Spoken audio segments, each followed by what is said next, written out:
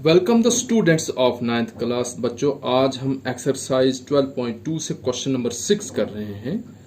बच्चों, ये क्वेश्चन है an umbrella is made by stitching 10 triangular pieces of cloth of 2 different colours.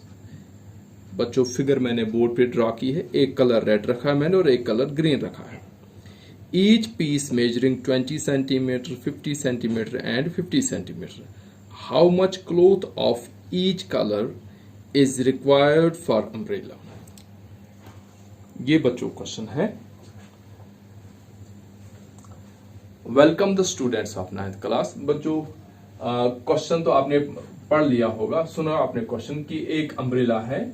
ये मैंने अम्ब्रेला ड्रा की जिसमें 2 कलर हैं, रेड कलर और ग्रीन कलर।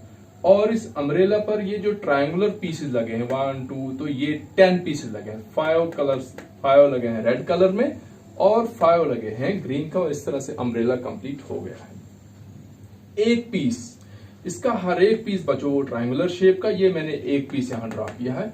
तो इसका एक पीस जिसकी लेंथ यानी एक साइड 50 सेंटीमीटर, दूसरी साइड भी 50 सेंटीमीटर और नीचे आ गई 20 सेंटीमीटर। इसी तरह से हर ट्रायंगल की जो साइड्स हैं वो यही है, क्योंकि एक छाता बना तो हर पीस इक्वल, तो ये इक्वल पीसेस है। 10 के 10 इक्वल पीसेस हैं, लेकिन कलर 2 हैं और हर पीस एक ट्रायंगल है। और उस ट्रायंगल की 3 साइड है 50 50 20।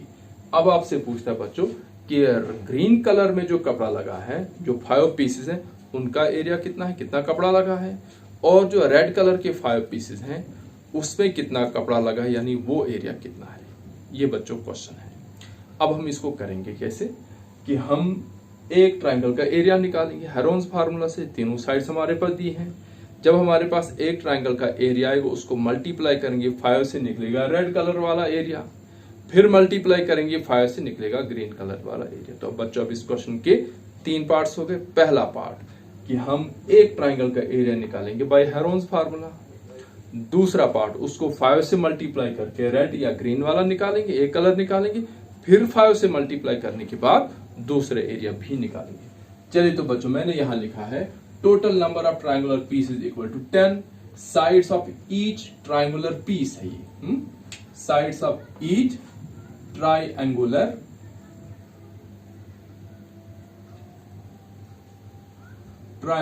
Piece is equal to 50 centimetre एक साइड, 50 सेंटीमीटर दूसरी साइड एंड 20 सेंटीमीटर तीसरी साइड। बच्चों, सबसे पहले हम निकालेंगे S। तो S equal to A plus B plus C upon 2। बच्चों, S क्या होता है, सेमी पेरीमीटर। तो एक साइड हमारे पास है 50, दूसरी भी 50, तीसरी 20 अपॉन 2। तो हमारे पास बच्चों S कितना आया, S equal to 120 upon 2। This gives us S equal to 60। तो बच्चों S हमारे पास 60 अब आएगा। Area of triangle, area of triangle ABC equal to, ये बच्चों ये वाली ट्राइंगल। तो क्या आएगा बच्चों, square root of S into S minus A into S minus B into S minus C। ABC मतलब ट्राइंगल की 3 साइड्स।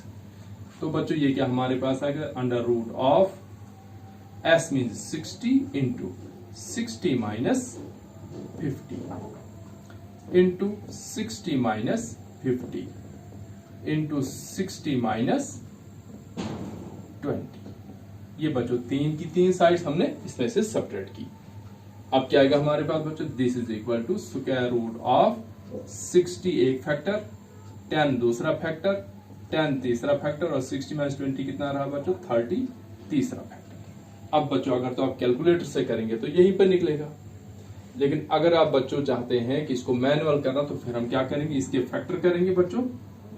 ये हमारे पास आएगा स्क्वायर रूट ऑफ 60 आएगा बच्चों 30 इंटू 2, 10 2 बार है तो 10 का स्क्वायर इंटू 30। अब बच्चों देख रहे हैं हम कि 30 भी 2 बार आया है, तो हमारे पास आएगा बच्चों ये square of 30 multiply by square of 10 multiply by 2। अब जब हम स्क्वायर रूट करेंगे बच्चों तो 30 का रूट और स्क्वायर कैंसिल, 10 का स्क्वायर और रूट कैंसिल। हमारे पास कितना आएगा यहाँ, area of triangle area of triangle ABC is equal to 30 into 10 into √2, क्योंकि 2 को स्क्वायर नहीं है, ये रूट के अंदर रहा, तो हमारे पास एरिया कितना है बच्चों, this is equal to 300 into square root of 2। ठीक है बच्चों, ये हमारे पास एक ट्राइंगल का एरिया आया। बच्चों यहां तो 40 है, ये 40, तो यहां आएगा बच्चों, ये हमें चेंज करना पड़ेगा क्योंकि 60 - 20 40 है बच्चों। तो अब हम इसके फैक्टर्स निकालेंगे। तो पहला फैक्टर हमारे पास आएगा बच्चों, इसको हम करेंगे 20 इंटू 3 इंटू 10 का स्क्वायर है बच्चों, तो इंटू 20 इंटू 2, क्योंकि 40 20 इंटू 2 30 60 20 इंटू 3। अब बच्चों हमारे पास क्या आएगा, 20 को भी स्क्वायर आएगा, 10 को भी स्क्वायर आएगा, और 3 इंटू 2 बच्चों कितना रहेगा, 3 × 2, ये स्क्वायर रूट के बगैर है। अब बच्चों रूट से बाहर कौन कौन आएगा, 20 रूट से बाहर, 10 रूट से बाहर, और अंदर रहेगा 3 × 2 = 6, यानी हमारे पास जो एरिया ऑफ ट्राइंगल आया बच्चों कितना आया, तो एरिया ऑफ 1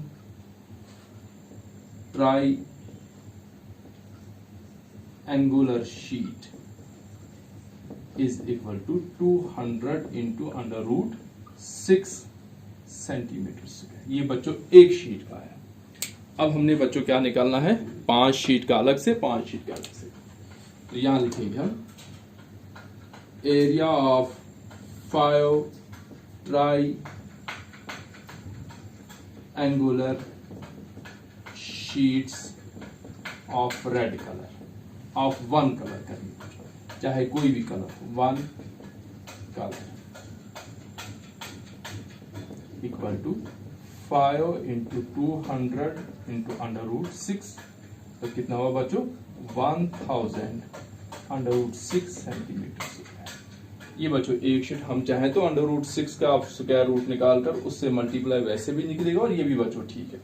इसी तरह से आएगा बच्चों अब एरिया ऑफ 5 triangular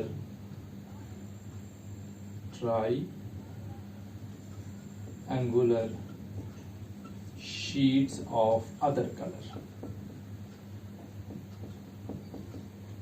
वो भी यही होगा बच्चों, equal to 5 into 200 √6 equal to 1000 √6 centimetre.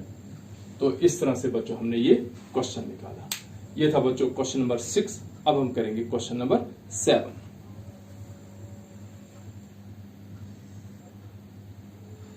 चलिए तो बच्चों क्वेश्चन नंबर 7 है, a kite is in the shape of a square with a diagonal 32 centimeter and an isosceles triangle of base 8 centimeter and sides 6 centimeter. Each is to be made of 3 different shades as shown in figure.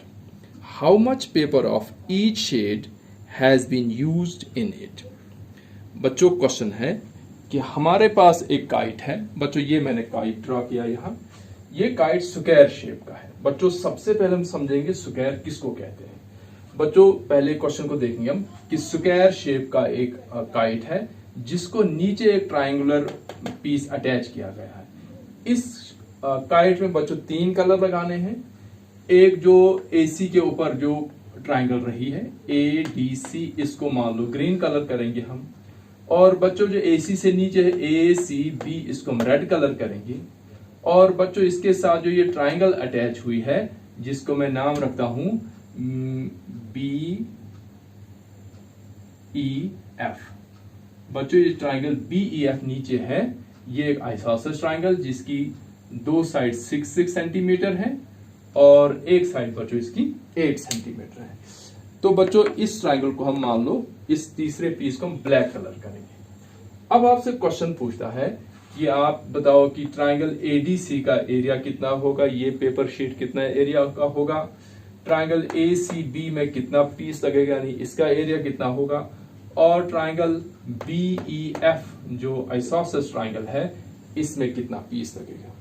ठीक है बच्चों, अब हम बच्चों question करने से पहले थोड़ा सा इसको ज्योमेट्रिकली इसका ओवरव्यू लेते हैं कि स्क्वायर किसको कहते हैं। बच्चों सुनिए बच्चों, square is a parallelogram in which each diagonal is equal, diagonals are equal, number 1, number 2, the diagonals are perpendicular bisector to each other, और number 3, all the sides are of same length। बच्चों square की 3 properties हैं apart from being parallelogram.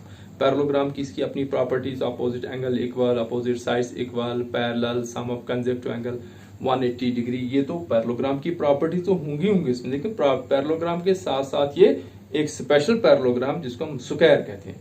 अब ये parallelogram square कैसे बन गई कि जब इसकी सारी साइड्स इक्वल हो गई, नंबर 1, नंबर 2 इसका डायगोनल BD और AC इक्वल, अगर BD 32 है तो AC भी 32 होगा, और नंबर 3 की जो डायगोनल BD और डायगोनल AC जो एक दूसरे को यहाँ 90 डिग्री पर बाइसेक्ट मतलब यहाँ AO इक्वल टू OC होगा, BO इक्वल टू OD, यानी O पर ये दोनों ही डायगोनल इक्वल पार्ट्स में डिवाइड हो रहे हैं। बाइसेक्ट बोलता है बच्चों इक्वल पार्ट्स में डिवाइड होना। इसका मतलब कि अगर ये पूरा डायगोनल हमारे पास 32 सेंटीमीटर था तो O पर क्या हो गया कि O से D तक 16 रहा और नीचे O से B तक भी 16 रहा। इसी तरह से डायगोनल AC भी था 32 सेंटीमीटर, इसका मतलब A से O तक 16 हो गया और O से C तक भी ये 16 हो गया। ठीक है बच्चों, अब हमसे ये पूछता है कि आप बताओ इस ट्राइंगल ADC का एरिया कितना होगा, ACB का एरिया कितना होगा और BEF का एरिया कितना होगा। ठीक है बच्चों, अब हम देखेंगे क्वेश्चन कैसे निकलता है। बच्चों हम तो निकालेंगे कि अगर हमारे पास ट्राइंगल ADC का एरिया निकलता है तो ट्राइंगल ACB का जरूर ही नहीं निकालना, क्योंकि दोनों ट्राइंगल इक्वल है। ए ट्राइंगल का एरिया निकला तो वही दूसरी ट्राइंगल का एरिया भी होगा, और इसका बच्चों फिर हमने अलग से एरिया निकालना है क्योंकि इसकी 3 की 3 साइड 6, 6, 8 दी है। लेकिन बच्चों जब हम ट्राइंगल ADC में जाते हैं तो ट्राइंगल ADC में हमारे पास सिर्फ एक साइड दी है, AC साइड दी है, AD साइड और DC साइड नहीं दी है। और ये AD साइड जो बच्चों है ये ट्राइंगल के साथ साथ स्क्वायर की भी साइड है। ठीक है बच्चों, तो अब हम इस क्वेश्चन को कैसे करेंगे कि हमें अगर हम निकालेंगे ट्राइंगल ADC का एरिया तो इसमें एक साइड AC हमारे पास 32 है, AD DC नहीं। इसी तरह से ट्राइंगल ABC जो रेड कलर में ट्राइंगल है इसमें भी हमारे पास AB और BC की लेंथ नहीं दी हुई है। क्लियर बच्चों, तो इसका मतलब ये हुआ कि हमें सबसे पहले बच्चों ट्राइंगल की साइड्स निकालनी होंगी या स्क्वायर्स की साइड्स निकालनी, यानी हमें AD साइड पता चलनी चाहिए, AB साइड पता चलनी चाहिए, BC और DC पता चलनी चाहिए। अब बच्चों इस साइड्स हम कैसे निकालेंगे, सिंपल कि हम इसको 2 मेथड से कर सकते हैं। पहला बच्चों आप देख सकते हैं कि यहाँ ट्राइंगल AOD ये बच्चों एक राइट ट्राइंगल है क्योंकि यहाँ डायगोनल जो 90 डिग्री पर बाइसेक्ट कर रहे हैं। तो हम पाइथागोरस थ्योरम लगाएंगे तो 16 का स्क्वायर प्लस 16 का square equal to AD square हो जाएगा। क्लियर बच्चों, तो जब हमारे पास AD निकल आया तो उतना ही AB, उतना ही BC, उतना ही DC हम एरिया निकाल सकते हैं। बच्चों दूसरा आइडिया इसका है, दूसरा कॉन्सेप्ट ये है कि हम लेते हैं ट्राइंगल कौन सी बच्चों, ट्राइंगल ADB, ये पूरी लंबी ट्राइंगल ADB ये पूरी ट्राइंगल लेते हैं जिसमें ग्रीन का और रेड भी दोनों आते हैं।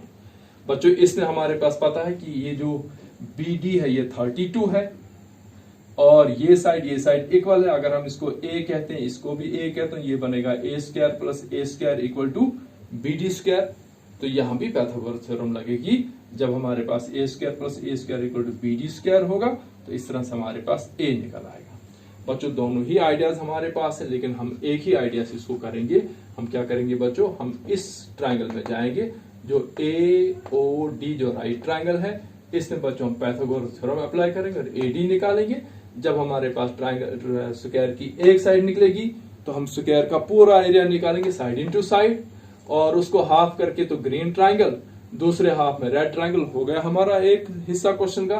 फिर हम निकालेंगे इसका हेरोन्स फार्मूला से। चलिए तो देखिए बच्चों, मैंने यहां लिखा ABC is a square and AC and BD are its diagonals. So this implies AC is equal to BD is equal to 32 centimetre. क्यों बच्चों? क्योंकि स्क्वायर के डायगोनल इक्वल होते हैं. यहां लिखेंगे बच्चों also AC and BD are perpendicular bisector to each other.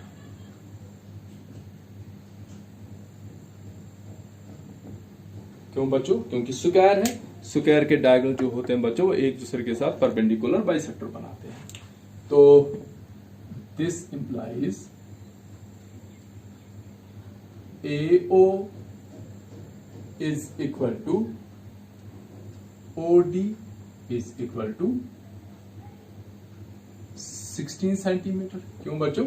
क्योंकि AOB हाफ है AC का और OD भी AC का हाफ हो गए 16 centimetre and angle AOD is equal to 90 degree. ठीक है बच्चों, अब हमारा ये हिस्सा हो गया. अब हम निकालेंगे AD. तो in right triangle AOD, AD square equal to AO square plus OD square. ये बच्चों क्या है? Pythagoras theorem. ठीक है बच्चों, तो AD तो हमारे पास है ही नहीं. AD square equal to AO कितना हमारे पास बच्चों? स्क्वायर ऑफ 16 प्लस स्क्वायर ऑफ 16. तो AD square equal to 256 plus 256 क्योंकि 16 का स्क्वायर 256 होगा. तो बच्चों AD equal to square root of 512. ठीक है बच्चों, तो 512 होता है बच्चों स्क्वायर रूट किसका? दिस मीन्स ये स्क्वायर रूट ऑफ 512 ये बच्चों 7 7 49 कितना रहा बच्चों 2 और यहां आएगा 14 और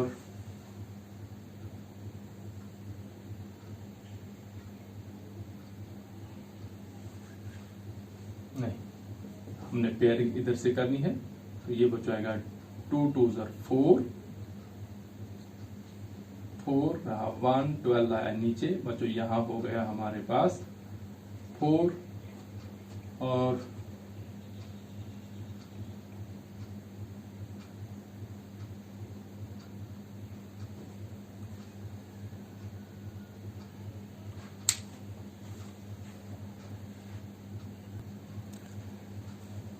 तो बच्चों हमें ये निकालने की जरूरत ही नहीं है.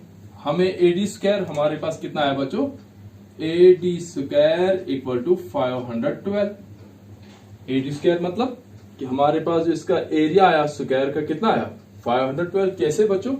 ये AD स्क्वायर का मतलब हुआ AD multiply by AD equal to 512. और हम बच्चे लिखेंगे AD multiply by AB equal to 512 because AD is equal to AB. तो बच्चों side by side this means area of square ABCD equal to 512 centimetre square. ये हमारे पास निकला बच्चों एरिया ऑफ ट्रायंगल. हमने डायरेक्ट एरिया ऑफ ट्रायंगल निकाला क्योंकि AD square का बच्चों साइड का स्क्वायर होता है ना. AD इसकी साइड है तो साइड इंटू साइड वो बच्चों 512 या AD इंटू AB जैसे भी हम लिखेंगे इसको. तो हमारे पास इसका जो एरिया आया बच्चों कितना आया? 512. पूरी स्क्वायर का एरिया। तो अब हम यहां लिखेंगे कि diagonal AC divides the square in two equal triangles.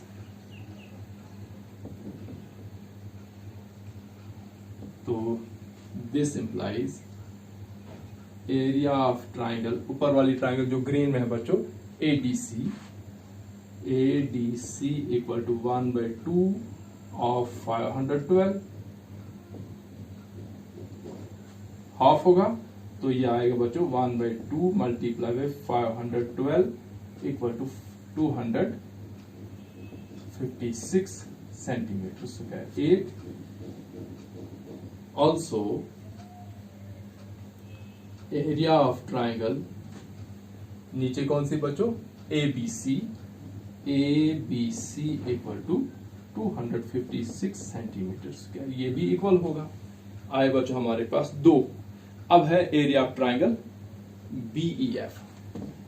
तो area of triangle BEF equal to, इसके लिए पहले बच्चों निकालेंगे S। तो S कैसे निकलेगा बच्चों,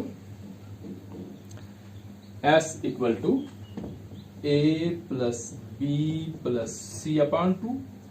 तो दिस गिव्स अस, इसके बच्चों 3 साइड्स कौन कौन सी हैं, ये आएगा 6 प्लस 8 अपॉन 2। तो बच्चों S हमारे पास है S equal to 20 upon 2। This gives us S equal to 10 centimetre.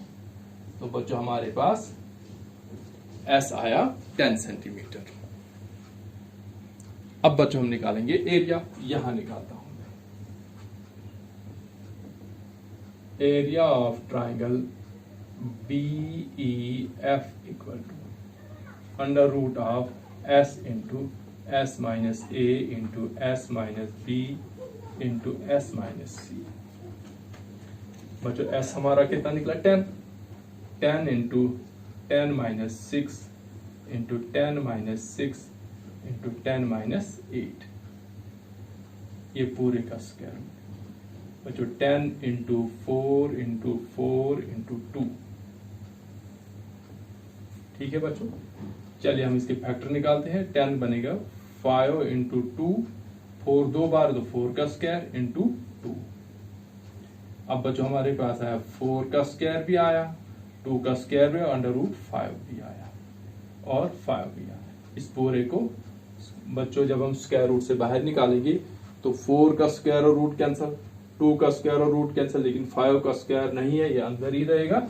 हमारे पास आएगा 4 इंटू 2 इंटू अंडर रूट 5। तो बच्चों area of triangle BEF is equal to 8 under root 5 centimetre square. तो बच्चों 10 third shade is equal to 8 under root 5 centimetre square. ये बच्चों हमारा आंसर। अब बच्चों क्या होगा कि पहला शेड हमारे पास आएगा, एरिया फर्स्ट ट्राइंगल हमारे पास कितना आया बच्चों, ADC आया 256 सेंटीमीटर, दूसरी ट्राइंगल 256 सेंटीमीटर और तीसरी ट्राइंगल हमारे पास कितनी आई बच्चों, 8 अंडर रूट 5 सेंटीमीटर स्क्वायर। तो बच्चों जो 3 शेड थे वो क्या हुए, एक शेड हमारे पास 8 अंडर रूट 5 सेंटीमीटर, और बच्चों second shade, second and first shade is equal to 256 centimetres each. दोनों ही बच्चों कितने रहेंगे, 256 सेंटीमीटर। इस तरह से बच्चों हमने ये क्वेश्चन किया। तो बच्चों इस क्वेश्चन में स्क्वायर की प्रॉपर्टीज को ध्यान से पहले आप समझेंगे और स्क्वायर की प्रॉपर्टीज को बाद समझेंगे फिर आप ये क्वेश्चन मैंने कैसे किया है। So thanks for watching.